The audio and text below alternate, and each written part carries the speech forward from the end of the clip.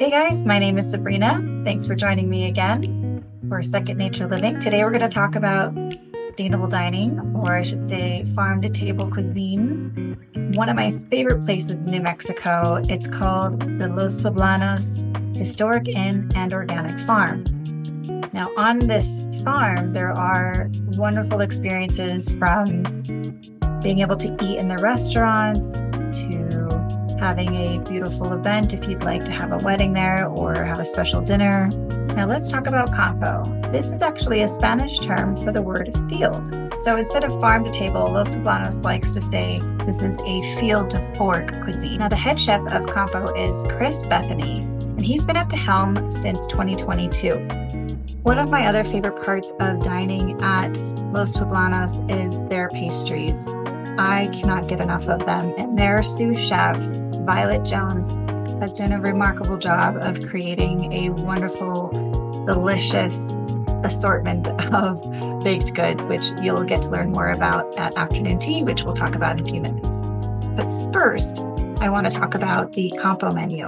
Campo has this cuisine that is culminated and designed around the wonderful agriculture that New Mexico has.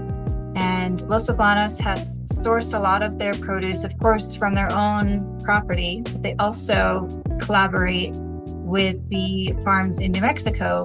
To list them off, we have Año, Old Monticello, Silverleaf, and Shepherd. So at Campo, you can have either breakfast, brunch, or dinner with them. Now let's take a little peek at their menus. There are some great choices here, from Eggs Benedict to chilaquiles, which is a very traditional New Mexican dish. My guilty pleasure is to get the Reuben. This Reuben is out of this world, and when I'm getting a hankering for some meat, I go for that. I have been to Campo for dinner many times, and the menu is often updating because they have to accommodate for what's available from the local farms and butchers. So last time I was there, I ordered the carrot cavatelli. And this lemon chicken sausage, green chili cream, charred carrots, and chicken skin breadcrumbs were fantastic. Oh my God, it's so good. You gotta try this one. I also got to try the sweet potato pierogi, which is has holy cow Swiss house kimchi, caramelized onion sour cream, and again, fantastic. I do highly recommend making a reservation because it's really hard to get in. Now let's switch gears and talk about afternoon tea. Afternoon tea is hosted at the John Gaw Means 1935 Masterpiece building. I recently actually got to do this with some colleagues of mine and had a wonderful time.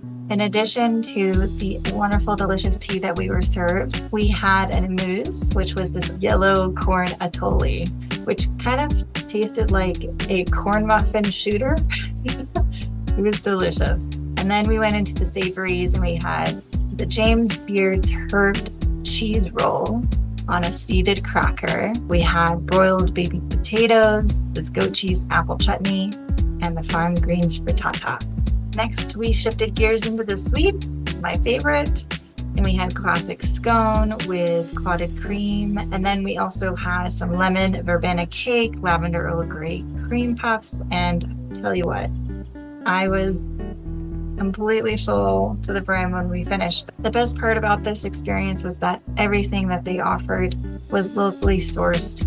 So you're literally getting to experience the flavors of this beautiful property. So with that, I will leave you and hope that you'll be able to get a chance to dine at either Campo or at their afternoon tea when you get some time.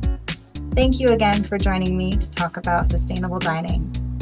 If there's any places that you like to visit that are sustainable or locally sourced farm-to-table concept, I'd love to hear about them.